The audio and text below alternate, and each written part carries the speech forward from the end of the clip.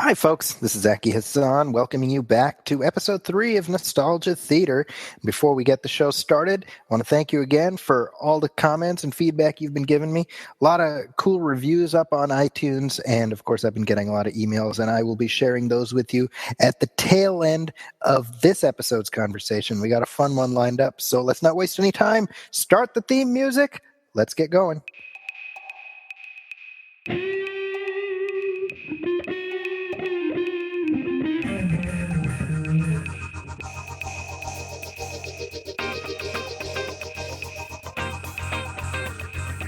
Zaki Hassan is your host on this most epic journey through pop culture's past.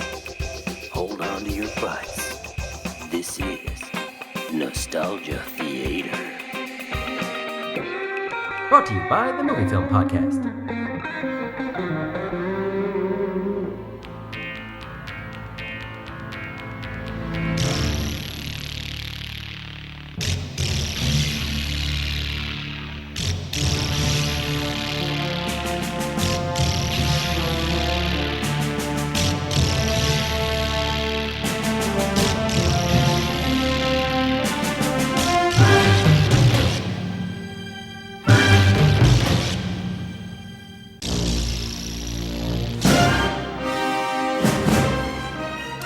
Hi, everybody. Welcome back to Nostalgia Theater. When I first started out planning episodes for this show, very near the top of the list of topics I wanted to discuss was the phenomenon that was Rambo. And really, when we take stock of the political and pop culture movement of the 1980s, the Rambo franchise is really an area where they sort of intersected in these very interesting ways.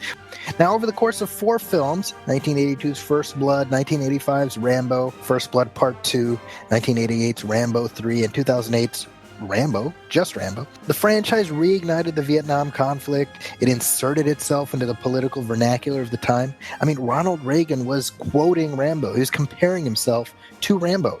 It also sparked a mountain of tie-ins and merchandising, including, but not limited to, a weekday afternoon cartoon show and a whole slew of action figures and accessories.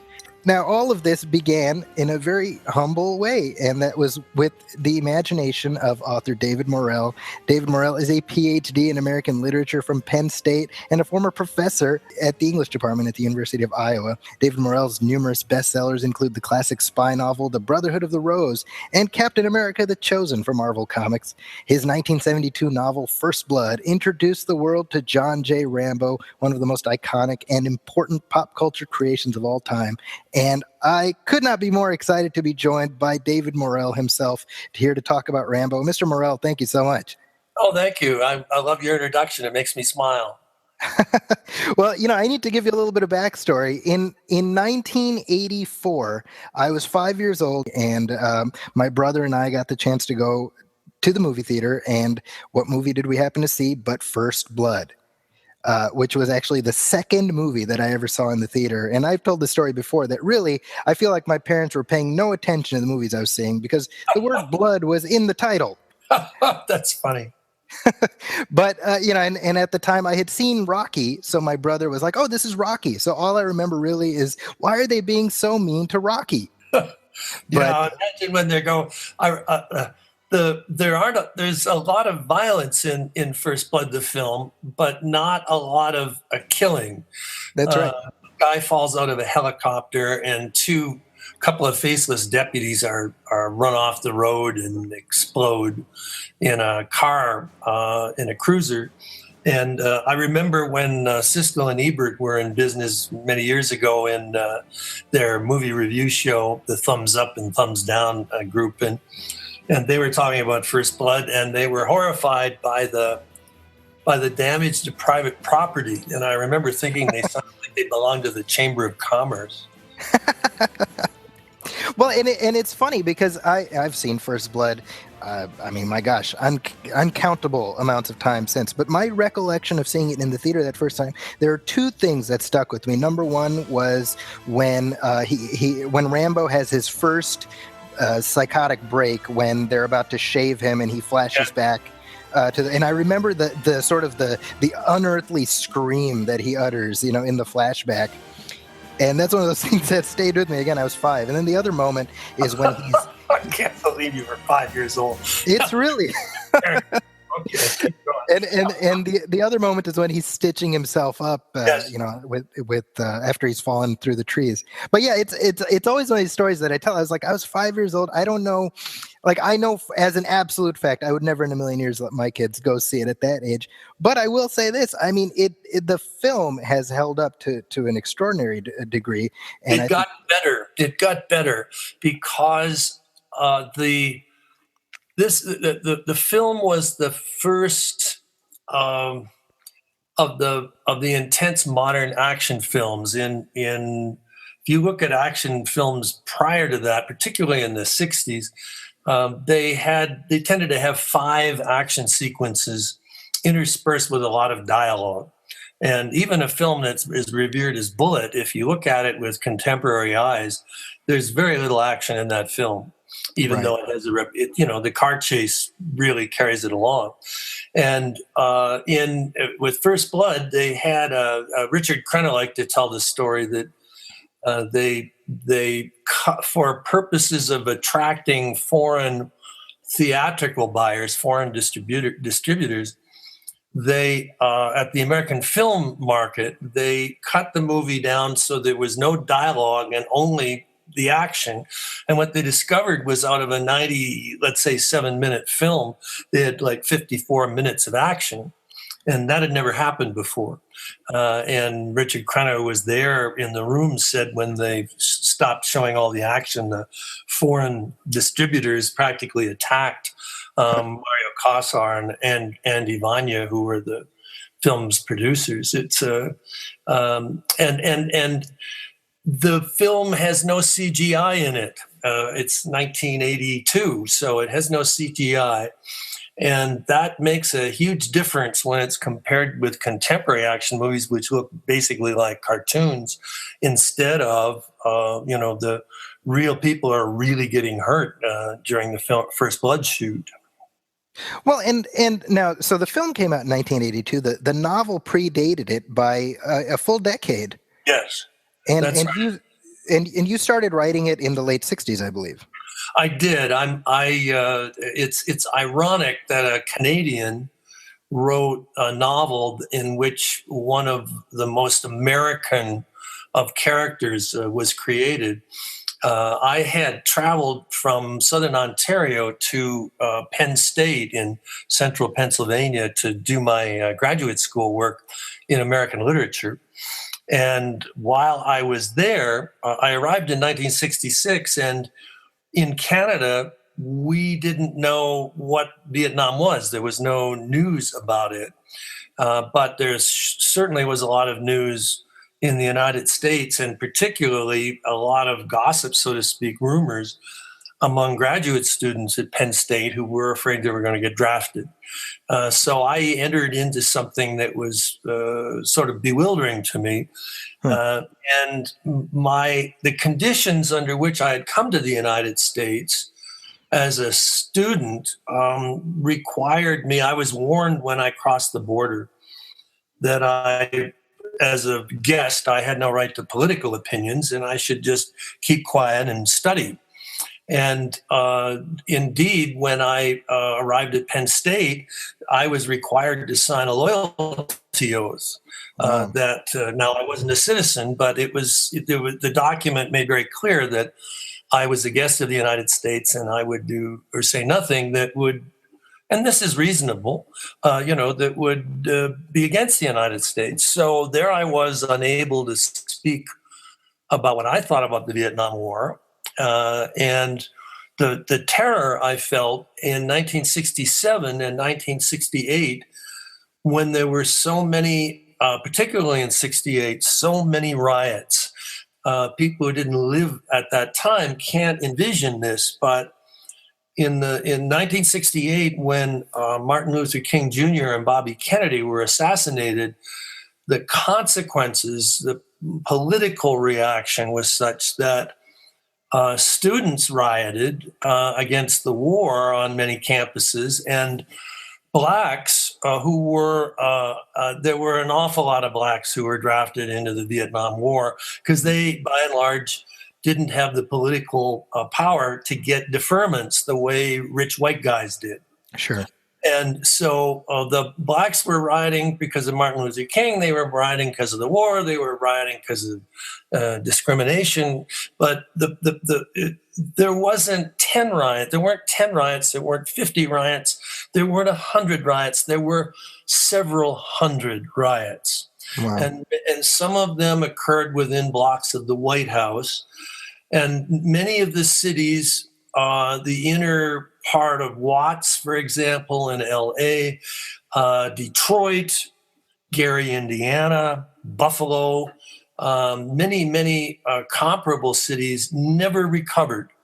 That the damage to those riots was such that the landlords just said that was the end of that, and they walked away. And there are still many abandoned buildings in those cities. Wow. So I thought, watching the news, the evening news, you'd see a firefight in Vietnam, and then you'd see a riot in an American city. That was in the summer of '68. And I thought there was going to be a civil war. It's hard to imagine the degree of violence that was happening and that, people were almost taking for granted. And this, of course, would culminate in 1970 with the shooting deaths by National Guardsmen of Vietnam protesters. This, to me, to this day, remains one of the most shocking moments in America ever. That those students who were unarmed and were just basically, protesting, that they were shot to death by National Guardsmen. It's worth going back and looking at the footage of all that. So anyway, I decided to write a novel in which a Vietnam veteran would come back to the United States and would basically be forced into fighting the Vietnam War all over again, only this time on American soil. Yeah. And that the plot would echo the riots, the principles that for and against that were occurring in the riots that everybody was seeing on television every night. And what I think saved the day for the novel was that I kept remembering that I didn't have a right to a political opinion.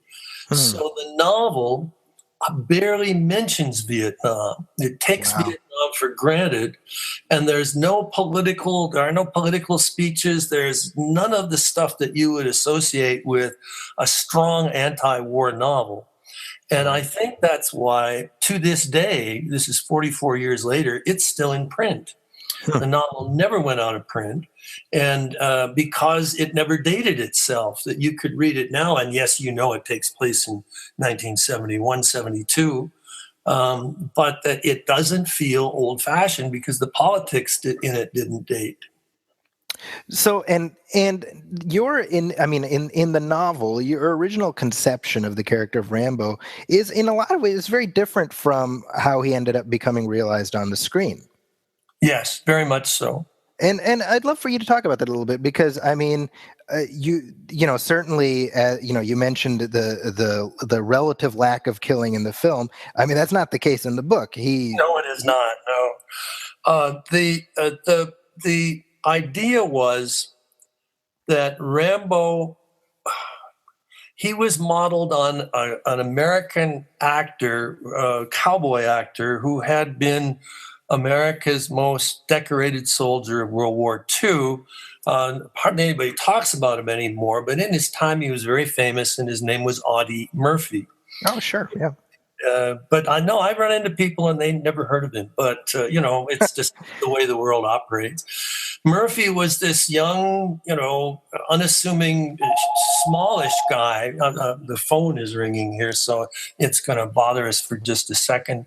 And he went off to war. He was a farm boy, essentially. And what he discovered that he was good at killing people.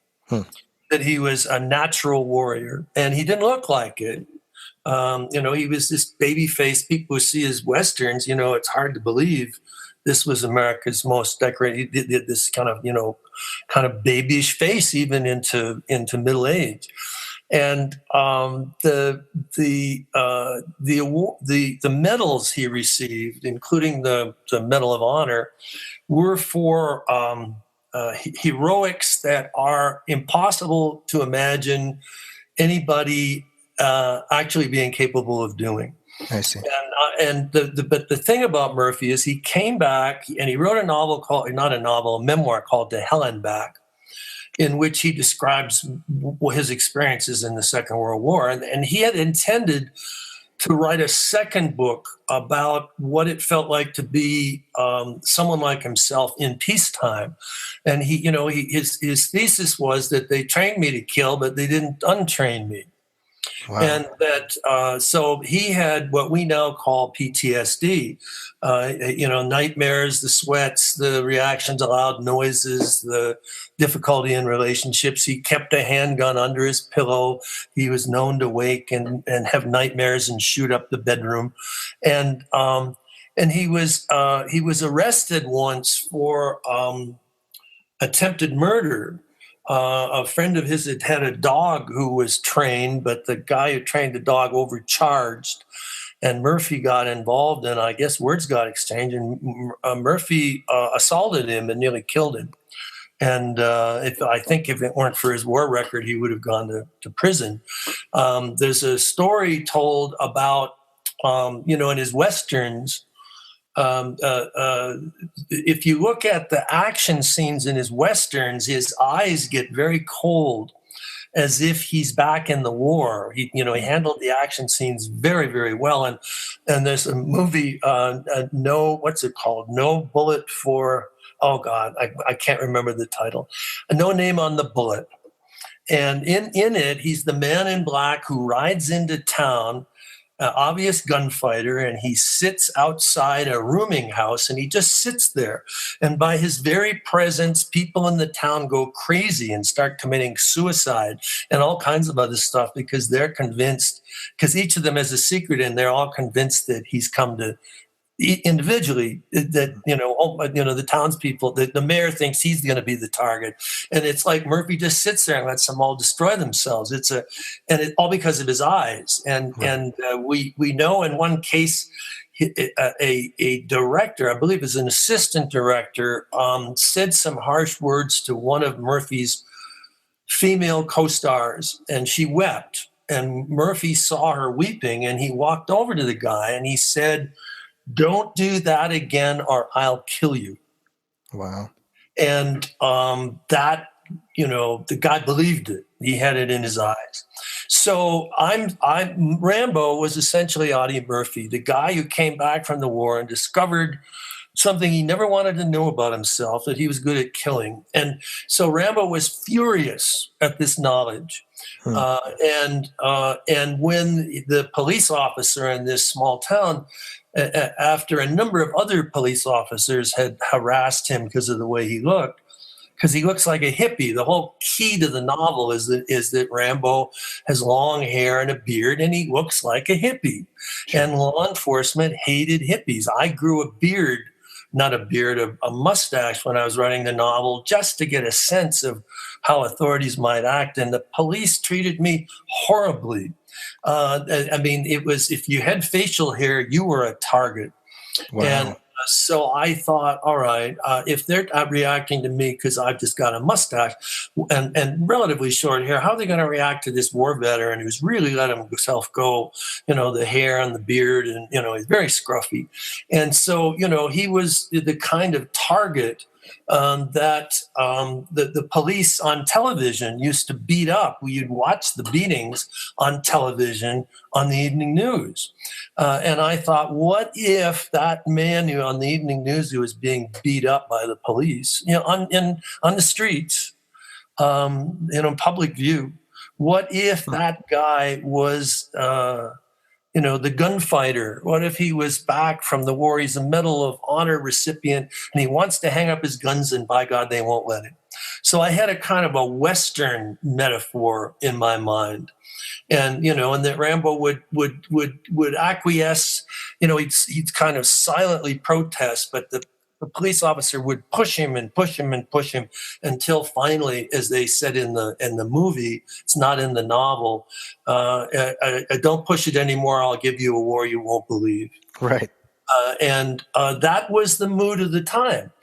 So the movie changed this. Right. In fact, Rambo's character is 3 different characters in the 4 movies. In the first movie, it took 10 years to make the movie, and it took so long because they were nervous about this anger in the novel. So they made him a victim instead. And they used Sylvester's wonderfully, sorrowful brown eyes. And everybody felt sorry for him. And, he kept saying, I didn't do anything wrong. Why are you picking on me? And so the movie and the novel, the characters are, even though it's the same plot, it's like, in Greek plays, the character is interpreted differently in the novel as opposed to the movie. Yeah, well, and there's a concept that actually I heard you discuss either in the commentary track or in one of the documentaries where you talk about righteous vengeance. Yes. And that's a concept that I've used in several of my film reviews. I've gone back to it. I said, I heard David Morrell say this, and it kind of lives in my brain. And it's the idea of if you push your hero, if your hero is pushed far enough, we in the audience kind of say, okay, we'll go along with whatever he or she does in retaliation for this. That's right. Injustice, and certainly and it's funny because that's a concept. It's evident in all 4 Rambo films, but you can see it in Ben-Hur and Gladiator, and the Karate Kid, and you name it. It's a very omnipresent sort of dramatic concept. But as it pertains to First Blood, the film, I think that's the most telling thing is exactly what you're saying. This linkage of the fact that it's Stallone who we in the audience are already partial to because he's Sylvester Stallone, and the fact and because they added a scene that isn't in the novel, the movie begins with Sylvester going down to this beautiful home by a lake, and a black woman is putting out laundry.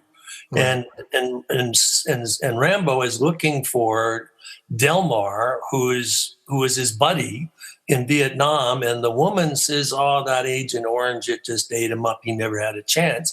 So it's the legacy of the war and that sort of thing. And for people who don't know what Agent Orange was, the U.S. military defoliated much of the Vietnamese jungle using anti-vegetation, a poison, in order to see troop movements, guerrilla movements, where the tree canopy prevented aircraft from seeing them before. The only problem is this Agent Orange, as it was called, was highly toxic and carcinogen, and subsequently many American soldiers died from cancers that almost certainly were caused by the Agent Orange that was supposedly being used against the enemy. So the very, very sympathetic scene. And we're saying, oh, his best friend died, and the social justice of this very sympathetic black woman and the laundry and all that. And the audience really liked Rambo at the start of this film, and here comes the cop, and that's the end of that, right? We say, wait a minute, this isn't right. He shouldn't be picked on. Well, and to echo what you're saying, I think what's most instructive is our very first shot of the character ever on screen in terms of is him smiling. Yes, that's right. He's walking down a road, and Jerry Goldsmith is giving that wonderful kind of semi-martial trumpet piece that the Rambo theme, and Rambo's smiling, and he stops and he sees the lake and he goes down, and everything's just fine. And then we hear about Delmar being dead from Agent Orange, and then Jerry's music goes into a dirge. The trumpet thing, which was kind of happy, now becomes almost like a funereal, and he walks into town, and then the trouble starts. And I have a funny story. I was in LA for some film meetings some years ago, and Mark Rydell, a distinguished director whose work I admire considerably, particularly a John Wayne movie called The Cowboys. And he and I were introduced, and he about the Rambo, and Mark said, "Oh man, I just love the writing in that movie. I really got to congratulate you on that Agent Orange scene." So I wasn't about to say, Mark, I didn't write that scene. I just said, well, thank you. It's a terrific movie, and let it go at that. But to this day, I have to laugh about he and I talking about that scene. Well, and the original film was by Sackheim and Kozol, and Sly Stallone did a polish on it too, I believe, right? Well, there were 26 scripts. Wow. The film was sold to Columbia Pictures, the film rights, immediately in 1972, where Richard Brooks was assigned to write and direct. And I really like Richard Brooks, and particularly his westerns, The Professionals and Bite the Bullet. But he did In Cold Blood, and Elmer Gantry, multiple Oscar-winning, skilled man. He worked on the project for a year. And the studio, I guess they didn't like his script. I have no idea. I never saw the script. But they turned around and sold the property to Warner Brothers, where it looks as if Martin Ritt had been selected, because Martin Ritt had done a First Blood, the novel, is set in Kentucky. It's sort of semi-southern. Uh-huh. So Martin Ritt had just done Sounder for Warner Brothers. He looked like this was sort of the sort of thing he could do. And he was very, close with Paul Newman. And it looked as if Newman was being asked to play the police officer. Okay. And the script I read for that production emphasized the police officer and made it a social drama, and minimized Rambo quite a lot. He was described as in the script, in the dialogue, he was described as the Bobby Riggs of guerrilla warfare. And for people who don't know the reference, Bobby Riggs was a tennis hustler. He was a brilliant tennis player who, played with an umbrella and with a racket, and he played left-handed even, and he could beat anybody. And then there was the great evening when he and Billie Jean King played on national television, and Billie Jean beat him, and all of a sudden women's tennis was something more than what it had been. And so, but a kind of an irreverent reference, the Bobby Riggs of guerrilla warfare. Yeah. And the famous, this big scene in the novel was where Rambo is struggling through a bat cave.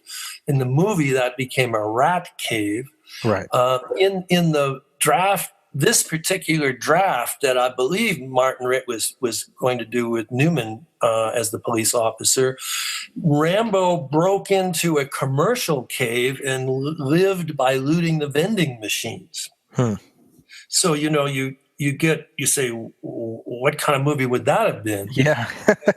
And so that was set aside, and Sidney Pollack came aboard, another director I admire, and he was going to direct Steve McQueen, who was signed for it. This was a real production. And Pollack and McQueen were preparing for it until somebody realized, this was in 1975, somebody realized that Steve McQueen would have been 45 years old. Up thereabouts, and there were no, unlike Iraq and Afghanistan today, which is a middle-aged war, there were no middle-aged people fighting in Vietnam. Wow. They were 17, 18, 19, 20, 21-year-old young men. Yeah. So you needed somebody who was, of a certain age, and McQueen couldn't do it. It wouldn't have been believable, even though he wanted to do the motorcycle stuff. So time passed, and now it's 1981, And of course, you could have somebody, in his 30s, let us say, not McQueen's 45, but somebody of a little older by then, because the war it had been a while. The war officially ended in 75, but to all purposes, by 73, it was done. And so Sylvester Stallone was asked to be in it, and by Andy Vanya and Mario Kassar, who this was their first picture that they were going to make and they were going to produce, and they were just brilliant. I loved those guys. I knew them pretty well, and I had carte blanche whenever I was in LA to go to their offices and talk to them, and we got along, I thought, pretty well. But by then, through the 70s, America was in a depression about having lost the war.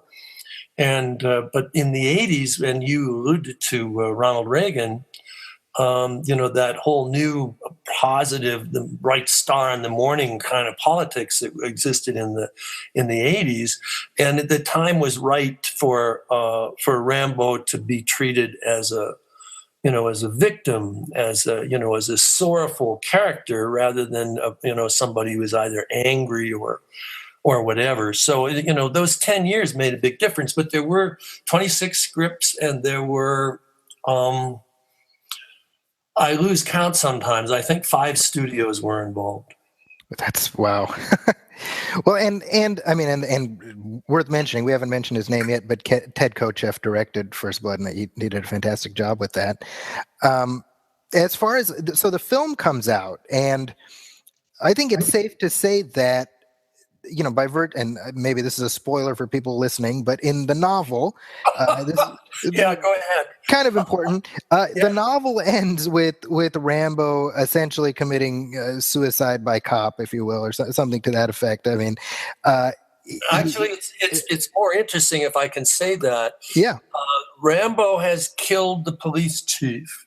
Right, that's right. The figure of Colonel Troutman is, again, like Rambo, a very ambiguous character. He's much darker. Very dark, dark. And he's sort of interested in he doesn't think about right and wrong. He just says, well, okay, yeah, he's like a movie critic in a way. He's saying, yeah, Rambo did that pretty well. I'm happy for the way he did it. Over here, I think he could have done this a little bit better. It's like he's the teacher sort of appreciating what his student has done. But toward the end, you get the impression that Troutman will prove he's better by taking Rambo out. Right. There's an ego issue here. Wow. So Rambo and, they go at it, and Troutman takes Rambo's head off with a shotgun. So the only survivor is the system. Troutman's first name is Samuel, and he was chosen that was chosen because of Uncle Sam. That Troutman was the representative. The novel's an allegory, and in the novel, Sam Troutman is the system. He's the U.S. government. He's the whatever. And Rambo is a kind of radicalized. He's like a student for a democratic society protester. He's so against the war and what it did to him. And then on the other side, we have the police officer, who's a kind of a Eisenhower Republican from the 50s. And right. I saw these elements as the allegory for the riots I described. And they shot the original ending. They shot the novel ending. They shot a version of it in the confrontation scene between Troutman and Rambo in the police station. It's revealed that Troutman has a pistol, and Rambo charges Troutman, and in effect, the suicide by cop thing that you're talking about, Rambo gets shot. It's hard to say if Rambo pulls the trigger or Troutman. Is a little confusion, but anyhow, Rambo is shot and dies. And that was the ending that was shown to preview audiences. And in particular, audiences in Las Vegas, Nevada saw this ending, and they went crazy. They were furious that they cheered for this guy and he died. They just could not accept it. And so Andy, Vanya, and Mario Kassar immediately knew that they had to reshoot the ending. So they sent Sly and Richard and, whoever was necessary back to Hope, British Columbia, very picturesque town. And in Canada, they needed the Canadian tax benefits. And they shot the new ending where Rambo surrenders. The building's perimeter is covered. No exits. There are nearly 200 men out there and a lot of M16s. You did everything to make this private war happen. You've done enough damage. This mission is over, Rambo. Do you understand me? This mission is over. Look at him out there. Look at him. If you don't end this now, they will kill you. Is that what you want? It's over, Johnny. It's over! Nothing is over! Nothing! You just don't turn it off! It wasn't my war. You asked me, I didn't ask you. And I did what I had to do to win, but somebody wouldn't let us win. And I come back to the world, and I see all those maggots at the airport protesting me, spitting, calling me baby killer and all kinds of vile crap. Who are they to protest me, huh? Who are they? Unless they've been me and been there and know what the hell they're yelling about. It was a bad time for everyone, Rambo. It's all in the past now. For you! For me, civilian life is nothing. In the field, we had a code of honor. You watch my back, I watch yours. Back here, there's nothing. You're the last of an elite group. Don't end it like this. Back there, I could fly a gunship. I could drive a tank. I was in charge of $1 million equipment. Back here, I can't even hold a job. Fucking cars! Ah! Now, this is really important because Andy and Mario never initially planned for sequels. This was going to be a one-off. Right. And then by necessity, when audiences required them to shoot a new ending and they realized what a hit they had, the movie was very, very successful. And when they realized the hit they had, they said, oh my God, now we can make sequels. So it was a kind of, from their point of view, a blessed kind of accident that allowed them to stay in the Rambo business. Well, and what was your point of view on that? I mean, on the one hand, your creation gets to live on. On the other hand, they've changed it from your original intention. Well, Stephen King once said to me that he thought I got treated about as well as a novelist could be treated because he actually recognized the plot of the novel. And in fact, when Steve taught creative writing at the University of Maine, the two texts he used were First Blood and Double Indemnity by James M. Cain. Sure. So I've always felt flattered that Stephen King, said strongly about the novel. And so that's essentially my view. I recognize the necessity to change a text in order to make it work as a film. I mean, movies are different. And I think in retrospect, I would never change the novel, but I have never had a quarrel with them changing the ending of that movie. The flaw I feel is in the movie is that the police chief is basically your Cracker Barrel cop that, cusses and he does everything but maybe he does chew tobacco. I forgot, but a reviewer said he was a Southern sheriff on sabbatical in the Pacific Northwest, and in the novel, the key to the novel is that it has alternating chapters. We see Rambo come into town from the police officer's point of view, and he looks wrong from the cop's point of view, and yeah, I think I better pick him up. And then we cut to Rambo's point of view, and this police officer, one of many for the last 3 months who has hassled him, and Rambo quietly thinking, I earned the right to do whatever I want. I'm not bothering anybody. I earned the right to be free. And then, so he makes a little trouble. And then we go to the police officer's viewpoint who says, see, I knew this guy was a troublemaker. And so we go back and forth with the different viewpoints, and each of them believes they are in the right. And while the reader is in each of their viewpoints, the reader is convinced that Rambo and then Teasel and then Rambo and then Teasel are correct, until as the action gets bigger and bigger, the reader doesn't know who to choose, who to cheer for. They both have very valid points of view. It's just like the riots that were happening in American cities back in the late 60s. So the movie basically makes Brian Dennehy's character secondary. And I can understand this from the point of view that, Sylvester Stallone, movie star, give him the camera.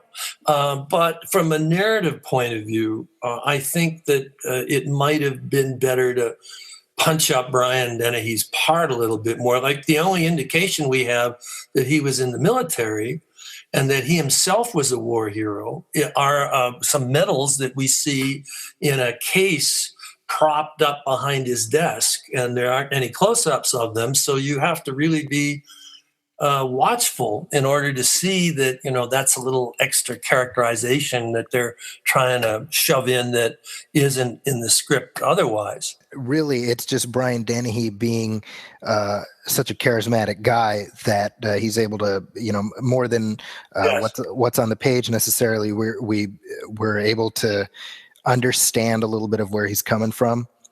That's right. Yeah. No, Brian shows what a charismatic actor he is, because he doesn't have anything to work with, unlike Richard Crenna, who had plenty to work with.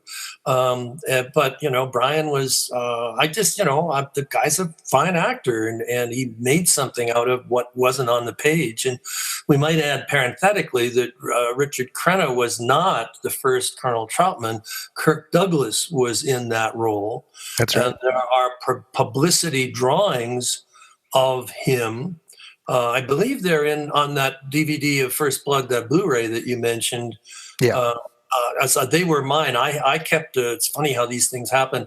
I have complete files on all these movies, and after Carolco went out of business, and time moved on, I was the only one who had any of the documentation. Wow. So the pictures of Kirk Douglas in uniform and all that, illustrations that are in the documentary that's on the Blu-ray with the First Blood, they all came from me. Nobody would have had them otherwise. And anyhow, Kirk worked on the picture for a week, we are told, and Kirk was under the impression Rambo was going to die. And Kirk was under the impression that it was sort of like the novel, which it wasn't, even though I'm not complaining. But Kirk then said, you know what, I'm going home. And that was on a Friday. And it was at that point that the casting director, and oh darn, now I'm losing.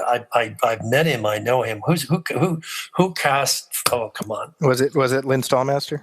Yeah, Lynn Stallmaster. God, if Lynn is listening, forgive me, Lynn.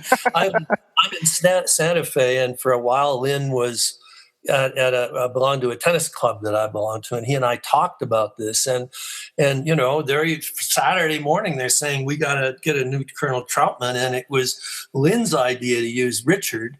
And Richard got the call Sunday, and Monday he was in British Columbia, and he's saying to Ted Kotcheff, Ted, I don't know what I'm doing. I haven't even read the script. Help me here. And I think that's why he's so effective in the role, because Richard couldn't decide if he was a good guy or a bad guy. And that ambiguity comes through. It does, and it comes through in the later films too. Well, and so let's talk about now. Obviously, First Blood was a pretty substantial hit. So, and the character was still alive. So now we move on to the sequel, and the sequel really, made Rambo this global phenomenon. And I think this is so fascinating because, as much as I'm a fan of the entire series, to me, and I just revisited them in the past week.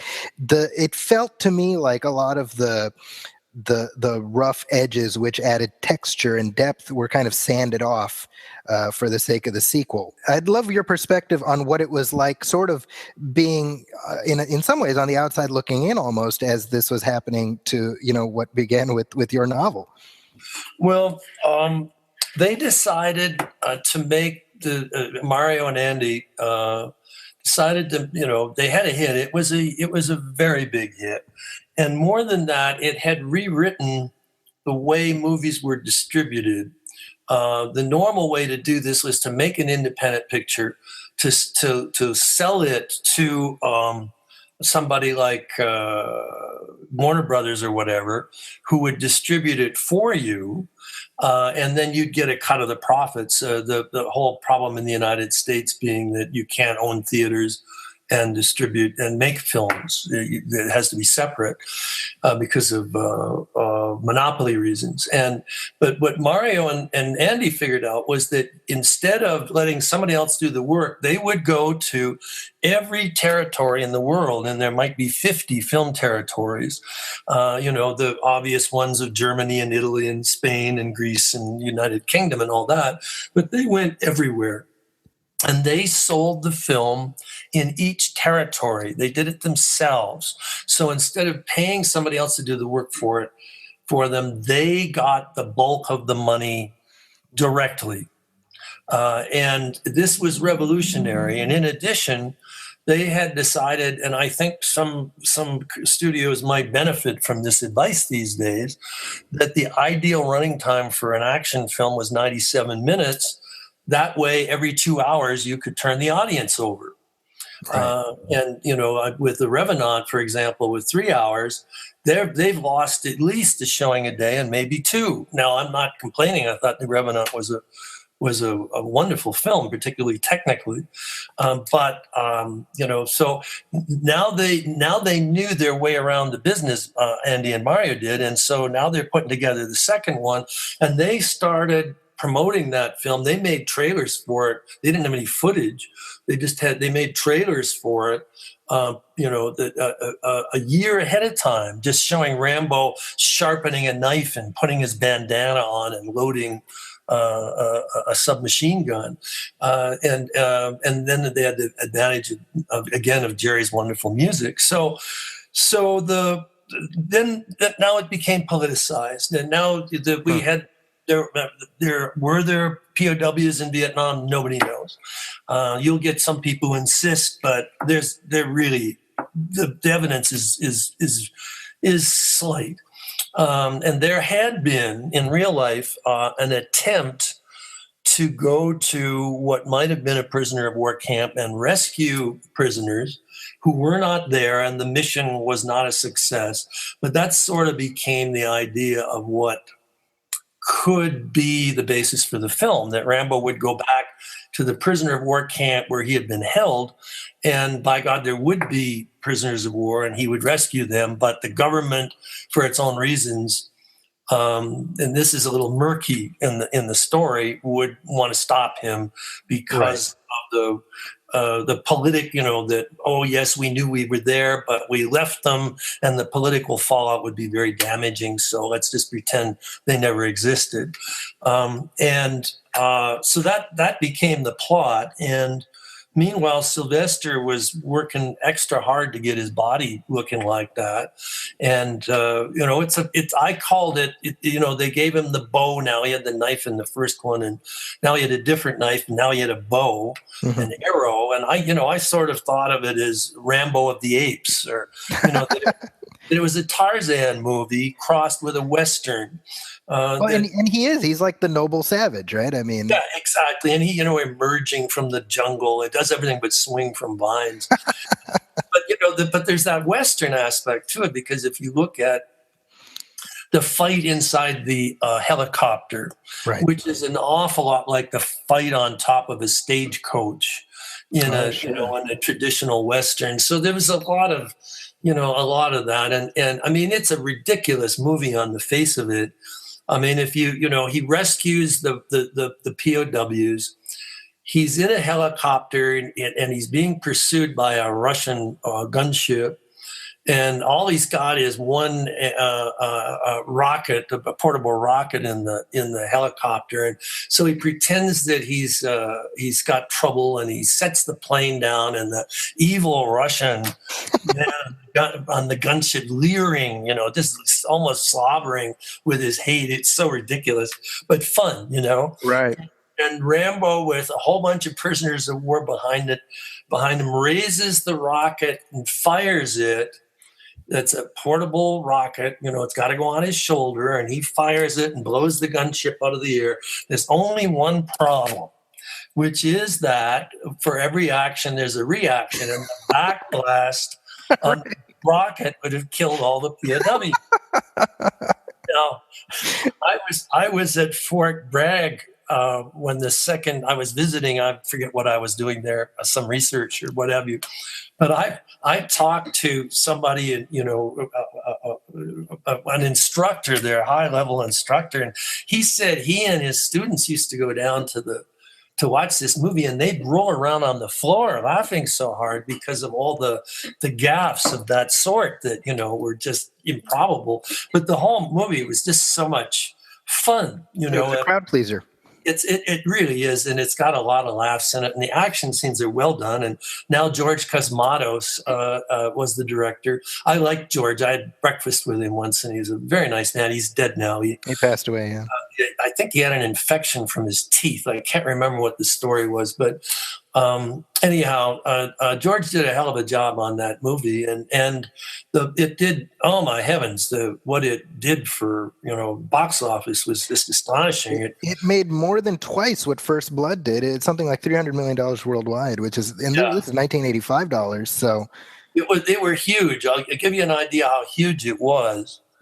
Mario Akasar said to me, David, I thank you. You've made me so much money. He said the movie made so much money, we aren't going to be able to hide it from you. So you are, in fact, going to have profit participation. Now, these guys were funny, so I don't know how if they were, being serious or they were just, it was just a lot of laughs. But I received, in the movie business, they say profits are like the horizon. They recede infinitely. But I have received a check every year since 1983 and continue to. Now, the checks aren't where they used to be, but that movie is very much in profit. Well, and I think another way of measuring a movie's impact is obviously the marketing and licensing footprint that it leaves. And so this is a question I think I've waited 30 years to ask somebody. The year after Rambo comes out, it becomes an animated TV show for kids. Yes. Right. What were they thinking? It's terrible, isn't it? Get me Rambo.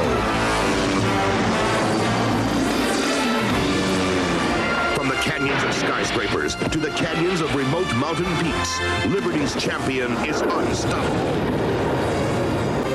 Rambo, helped by the mechanical genius known as Turbo, and the master of disguises named Cat, the honor-bound protector of the innocent. Rambo, the force of freedom.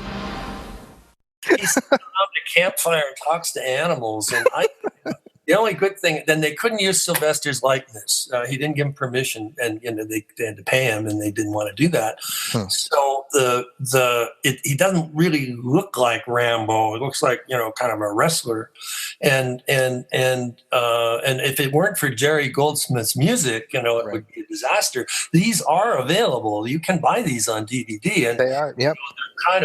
They're kind of fun to watch. And there were lunch boxes and all kinds of things. Now, we'll back up on this because when I sold the material, the novel, the movie rights to Columbia, my agent said that I should get an attorney who knew about this stuff and who would, make sure that I was not being taken advantage of. And so he said, he charged me $500. In 1972, I was earning $10,500 as an assistant literature professor. So that was a significant part of my pay, especially if you add in taxes. And I was married and had a young daughter, and I'm still married. But I mean, looking back at that point, and so I thought, oh my God, that's $500. And he said, no, this is money well spent. I have got you profit participation in all sequels and remakes. Oh wow! And I said, but how is that possible? Everybody's dead at the end. And he said to me, David, you don't know the movie business. By the time this is done, it could be a musical comedy on a submarine. And then he said, and the other thing is I got you participation in merchandising. And I said, what are you talking about? And he said, lunch boxes and stuff. I said, are you nuts?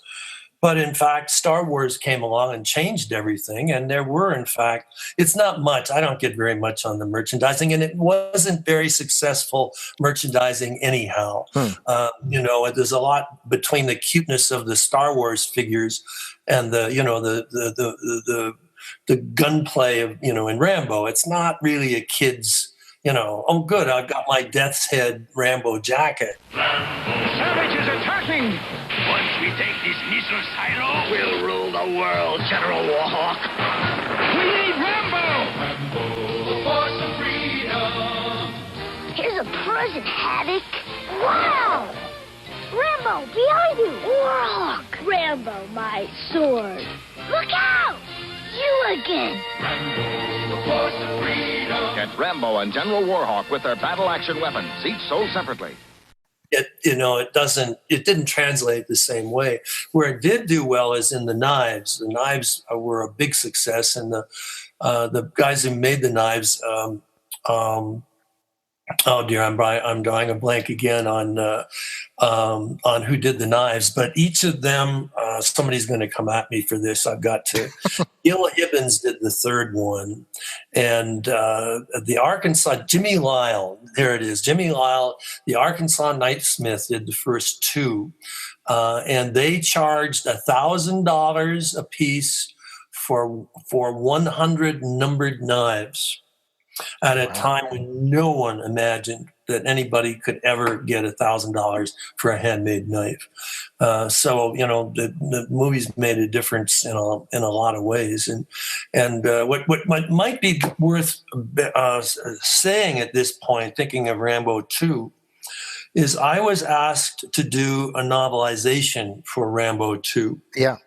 Now this is significant because the contract that I signed with Columbia Pictures in 1972 gave me book rights to the character, which meant that no one else could write books about Rambo and no one could write novelizations.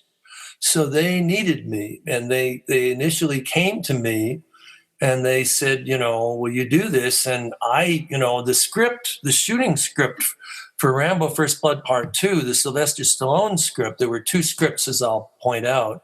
The one I saw initially was about 87 pages long. And the stage directions were Rambo jumps up and shoots this guy, Rambo jumps up and shoots that guy. I'm not exaggerating. And I thought, how the hell am I going to write a novel, a novelization about this? So I told him I couldn't do it. And what's more, I thought, it's automatic writing in a way. Why do I even want to do this at all? And then they said, well, they really, really, really needed the novelization for promotion. And I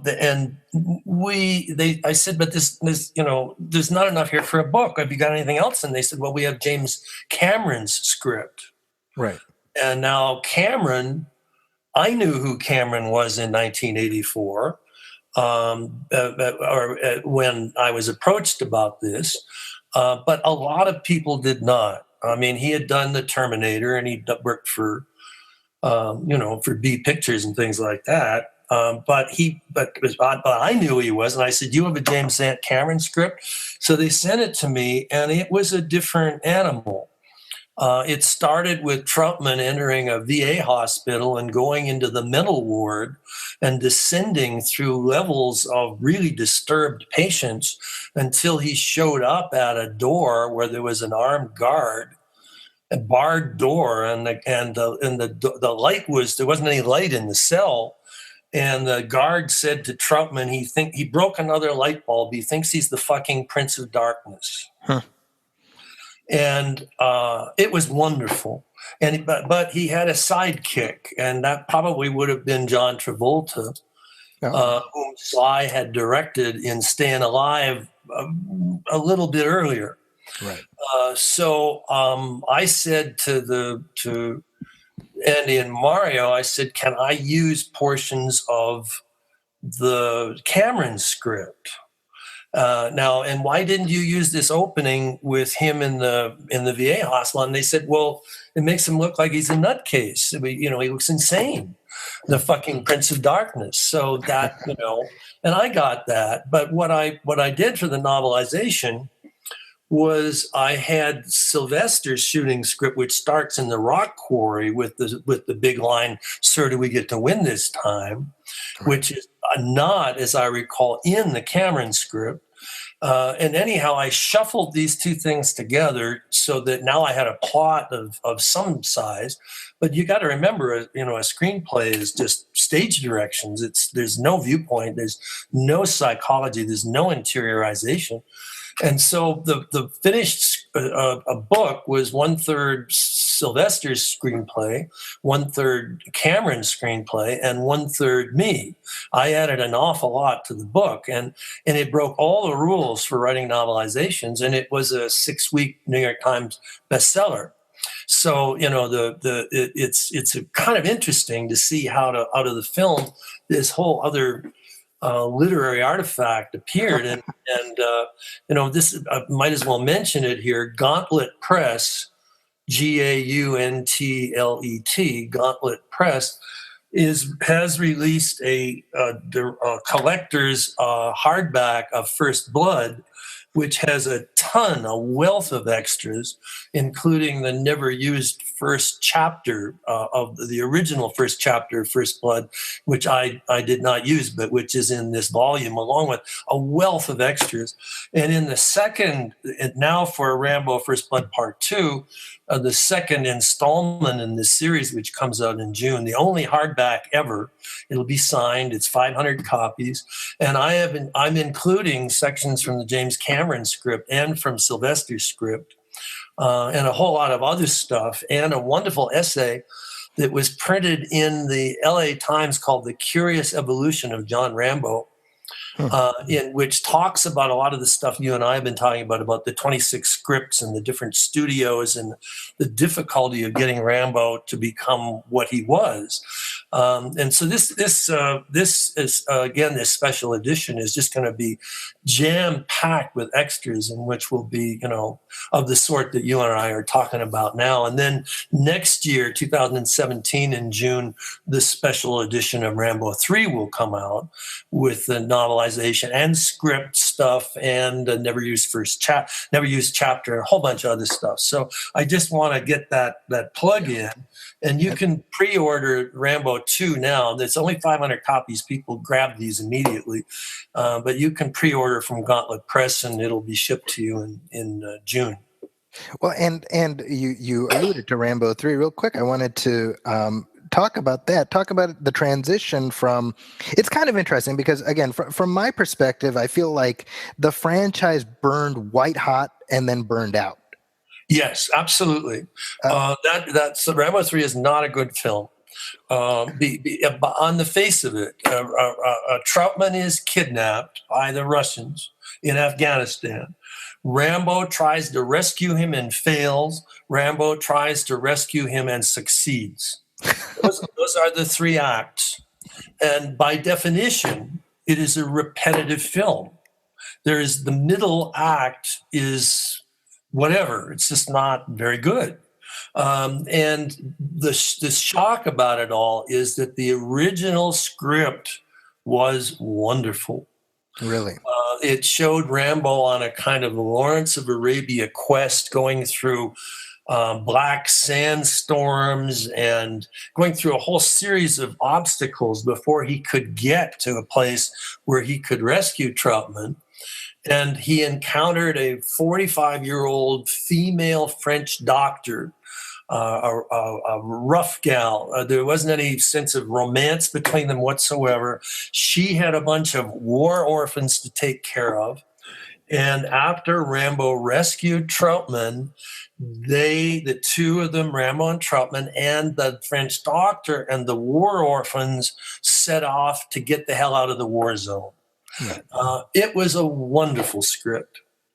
And every script I received, there might have been 25 of them. God, there were a lot. I'm supposed to write the novelization again. I had a lot of fun, so I said, I'll write the third one. And every script I saw, the French doctor disappeared, and then something else, and then the windstorm disappeared, and this disappeared, and that disappeared. And I thought, this isn't good.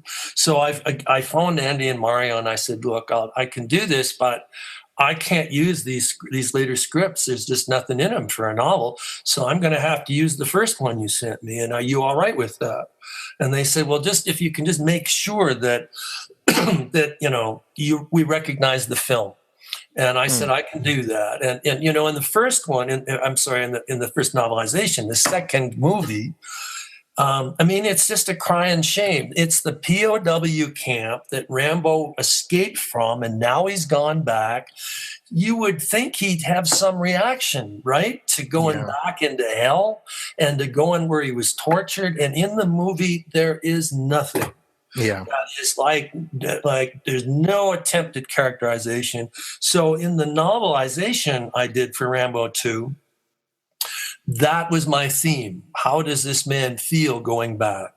And in Rambo III, my theme was, here we have the Russians in Afghanistan, just as the Americans were in Vietnam.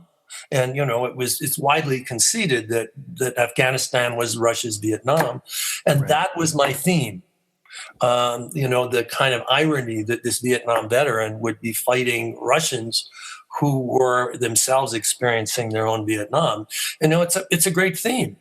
So the novelization turned out to be something much bigger, I think, than the film was. It's not just some nice things in the movie, but there's something static about it, and it kind of wrecked the franchise. The day the Rambo III came out, the Russians withdrew from Afghanistan. The joke was they saw Rambo coming, but that was about all the rest of it was pretty. It didn't have the fun, but all those initial scripts, they were wonderful. Well, but in terms of it was the reaction in terms of box office, it made substantially less than the second one. Yes. Was that a reaction to the film, or was there just general franchise fatigue? It's hard for me to place it because I was relatively young at the time, but what was your perspective on that? They separated the films by 3 years, 82, 85, and 88. Yeah. Now, I was involved. I was asked to write a script that took place in Central America. And once again, it was a kidnapped story. Troutman was kidnapped. It's always a kidnapped thing in the later Rambo film. And but one of the things I wanted to do was bring in Troutman's wife, whom I assumed would know something about weaponry, that, she would be kind of, a civilian soldier, as it were, and that Rambo and she would be, would do a lot in the rescue. And I had this image of, Sylvester with a submachine gun and she with a submachine gun, and they did not want to do that. And then, of course, a couple of years later, James Cameron does Aliens 2 and rewrites the way you can have women in action pictures. So I don't know. There was a lot of confusion about what that movie should have been. And my own view was that it didn't have the fun. It just wasn't a good movie. And, so people didn't go to it as much. And it's a shame. I just think it was a miscalculation. Well, and so from your perspective, you're probably like, okay, we had a good run. I guess it's over now. Well, I don't know. There's always been some talk, maybe they'd make another one. But Carol Co., the company that made the Rambo movies, got into serious financial trouble. They had many hits. They had Terminator 2, Basic Instinct, Total Recall. But they made a picture called Cutthroat Island. Yeah. And Cutthroat Island is dollar of budget against whatever the picture earned. Cutthroat Island is the greatest disaster monetarily in movie history. And it dragged Carolco down until they had so many debts to pay off from the one picture that they finally went out of business. And at auction, I love this part. The Miramax, the Weinstein brothers, bought the rights to make future Rambo movies, and they didn't bother to watch the movies because one day they phoned me and said, we're having trouble getting a fourth movie here, and they told me the plots, and in every one he was a mercenary. And I said, well, that's not the character. He hates himself. He hates having been in war. He hates that he's an expert killer. So it takes the mainstream of the plot has to be that something nags at him until he has that just rage that we were talking about later. And none of the pictures had that. And finally, Miramax sold the rights to a company called New Image, which is also, it's kind of a Millennium is also how they're known. Right. And they're finally the people who made the fourth film. And what happened there is that Sylvester, he called me one night. On occasion we talk, and he called me one night and he said, I'm going to make a fourth Rambo movie. And in retrospect, I think the second and third films glamorized the violence too much, glamorized warfare too much. And I'm going to make a Sam Peckinpah Rambo movie. And I'm going to show the violence as strongly as I can.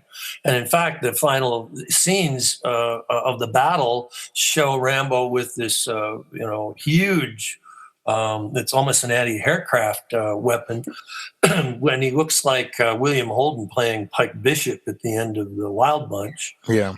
And it's very, very exciting to see what he wanted to accomplish.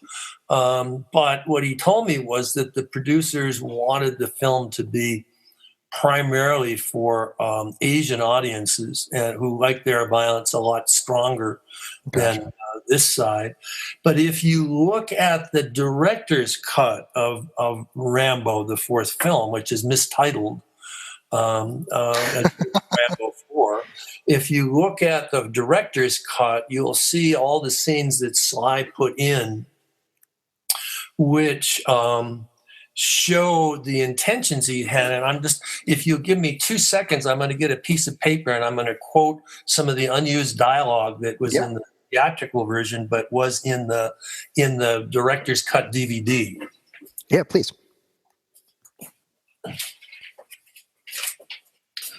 So this is the speech that Rambo makes there's a female missionary, and he says, peace is an accident.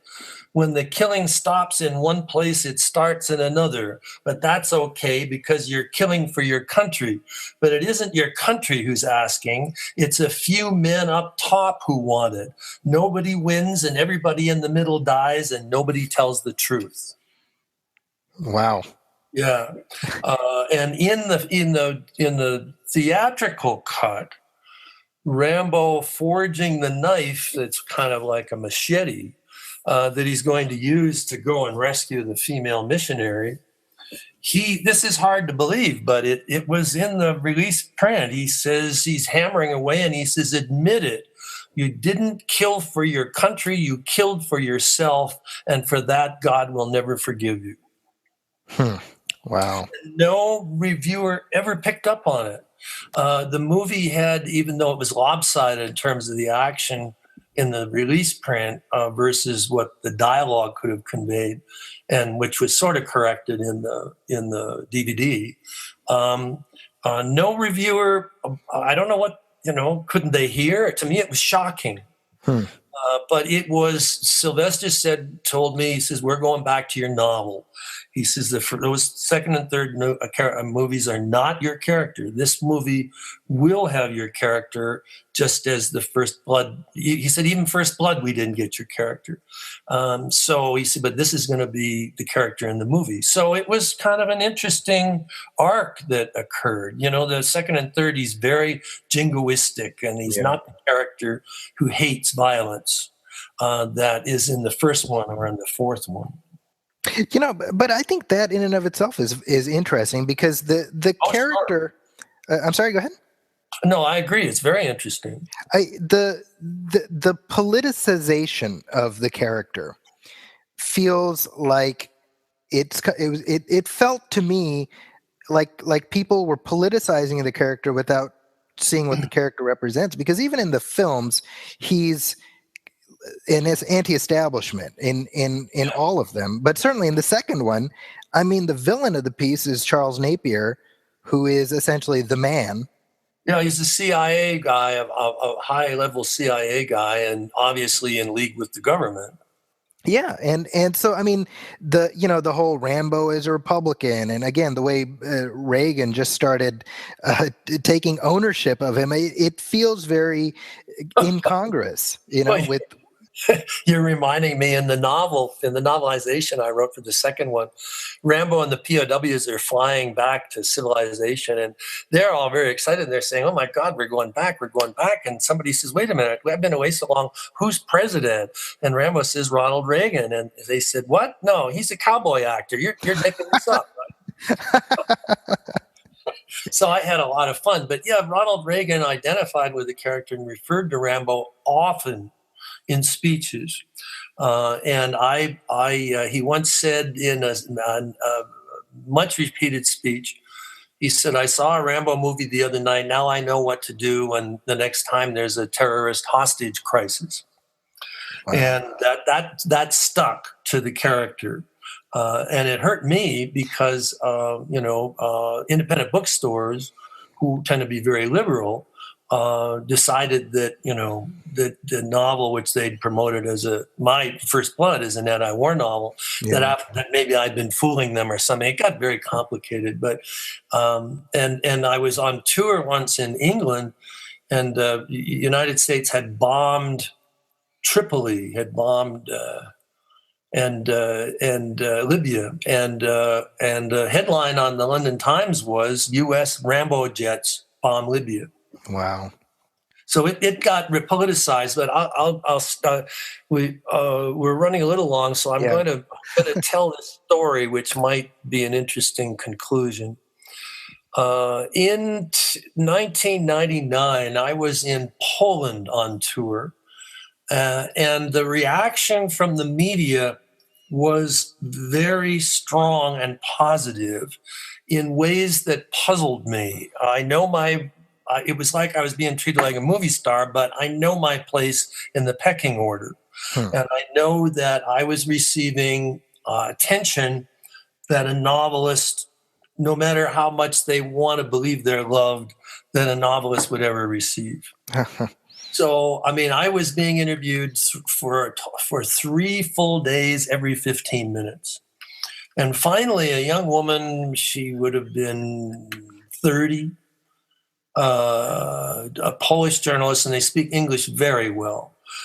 She said, "You look puzzled." And I told her, there's something wrong here. And she said, "Yeah, you have to understand the relationship of Poland to Rambo." And she said, during the Solidarity demonstration years in the late 89, 90, in there, she said that the Rambo movies were illegal in Poland, but that they were smuggled in, and that demonstrating groups, reactionaries, would watch the Rambo films, put on Rambo costumes, and go out to demonstrate against the Soviet soldiers. And she said to me that in many ways, Rambo helped bring down the Soviet Union. Wow. And that to this day stuns me. And later, when the Berlin Wall went down, I remember seeing newsreel footage of part of the Berlin Wall that had Rambo written on it, that one of the demonstrators had written Rambo. So, there's a legacy here.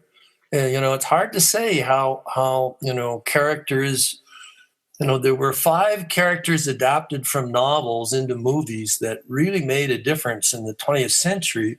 Sherlock Holmes, Tarzan, James Bond, Rambo, and Harry Potter. And, I get goosebumps. I'm thinking about me as a student going from Canada to the U.S., so young and being so affected by those demonstrations and those riots, and where it took me and where it took the character, to have written an international icon that even all these years later is still, resonates in a kind of archetypal way in the way the world turns. Well, and real quick, just before we wrap up, I was wondering if you could share your thoughts on the film franchise effectively being over. It was Sylvester Stallone had been pondering doing a 5th film to kind of wrap things up, and a few weeks ago he announced the spirit is willing, but the body says to stay home. Well, he and I talked last year, 2015, at length. Many telephone conversations, often of 2 hours long, over from February through April. And Sly, I'm not going to give the idea or talk about it, never say never. Sure. But we had a really good idea, which we called an art house Rambo film, which was going to be, taking advantage of Rambo at 69, 70 years of age. And to do it in a way that would satisfy action fans, but would be in all the major film festivals. We thought we had a plot that could be one that was a candidate for serious awards. And we talked about it for a very long time. And then one day he said, because he broke his neck making The Expendables, he has a plate in the back of his neck. And that's documented. There's a wonderful documentary on the Blu-ray of The Expendables, where you see him break his neck. It's a very long, very in-depth documentary that he directed.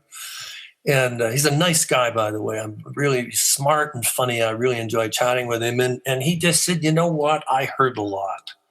And he said, I don't know if I really want to do this. I don't know if I can give the fans what they would want. And then, about a month later, maybe a little later than that, he made that statement. He just said, I'm not going to do this anymore. With him with his broken neck and a plate in his neck, I wouldn't do it. So that was the end of that. I do think it's somewhat fitting that the final image that we get on screen of Rambo is him walking back home in a mirror image of course, our very first shot of him, which is him walking towards the camera. So there is, as somebody who enjoyed all 4 films, I was excited to see what would happen next, but I'm also happy that we get a nice full circle ending. Well, that's Sylvester's theory, and he was even wearing the same wardrobe in that final shot. So it tied up nicely. We had another way of tying it up that would have been profound, but you don't always get what you want. Well, and I guess that's a good metaphor for the Rambo series, really, right? You make do with what you have. You do the best you can. Yeah. Big thanks once again to David Morrell for joining us. And just a reminder, the special collector's edition of First Blood is available right now. The special collector's edition of Rambo First Blood Part 2 is up for pre-order. It'll be out this June. And Rambo 3, they're planning on having that out a year from now. So keep an eye out for that. Do check that out. And you can go to Gauntlet Press. That's GAUNTLET press.com.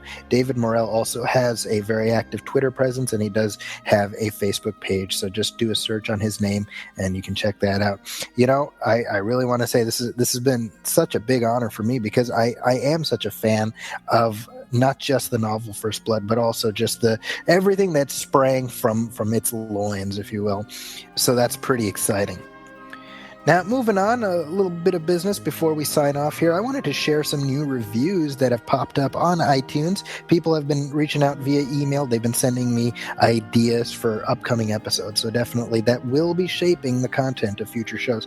But let me share some of these new reviews. These are up on iTunes, and they've been left by various folks. Here's one by Max. He says, I'm a big fan of Zaki Hassan. Well, thank you. From his other show, the Movie Film Podcast. So when I heard he was doing a spin-off, I was really excited.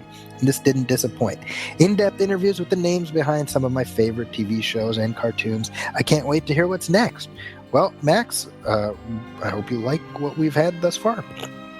This is from Doug and Pam, who says, great new podcast. I had the premiere episode on G.I. Joe going in my comic book store yesterday. Lots of good behind-the-scenes stories about the studio politics of the 80s, and Zaki's a pro and great interviewer with a lot of good knowledge. As I know from his other podcast, it's also nice to have a long block of time, almost 2 hours of talking that went by quickly, and I was surprised when it was over. Thank you so much for that. And then this is from Jaws Thomas J, who says, a fun stroll down memory lane with talent associated with some of the best entertainment from decades past. And lastly here, this is from Moose Ninja, who says, super fun and interesting podcast. Buzz Dixon's tales were quite a treat. Oh, he's referring to our very first episode, which is a conversation with Buzz Dixon about G.I. Joe. The host seems to know a lot about the most random things. Well, thank you. Very entertaining. When's episode 2? Well, Moose Ninja episode 2 dropped 2 weeks ago, so we're well past that point now. If you have any questions or comments, you can send them to us via email, moviefilmpodcast@gmail.com, or if you want to leave us a review, please do. Hit up iTunes, hit up Stitcher Radio, hit up TuneIn Radio. Basically, wherever you find your podcast fix, you will find us there, waving back at you with a smile. And just a reminder to hit up our Facebook page, which is facebook.com/moviefilmpodcast. And if you're looking for me, you can find me online, ZakisCorner.com. That's ZAKIS Corner.com. That's also my Twitter handle, minus the .com. My movie reviews go up regularly at Huffington Post, as does this podcast. That's it for this episode, but be sure to join us in 2 weeks when we'll have a lot more to discuss as we hop in the time machine and revisit Nostalgia Theater.